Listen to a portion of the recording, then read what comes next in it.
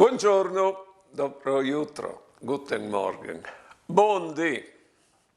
Allora, ti ha detto che il tradimento può venire sempre dagli amici, non dai nemici. E ho veduto anche dal Vangelo, come che vi fate Pasche, che il Signore le sta tradito di Pieri, che lo ha rineato 3 volte, e anche di Giude.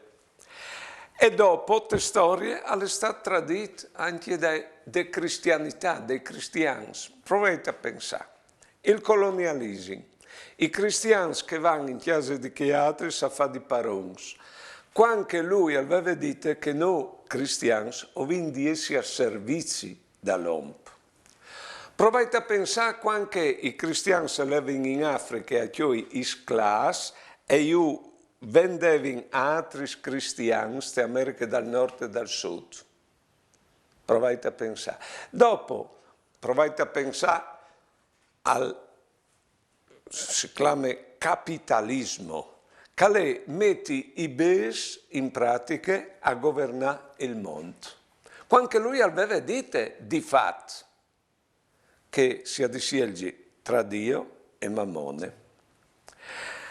Anche mo, in ambito di cristianità, è nasciuto l'agnosticismo, che di che è impossibile conoscere Dio.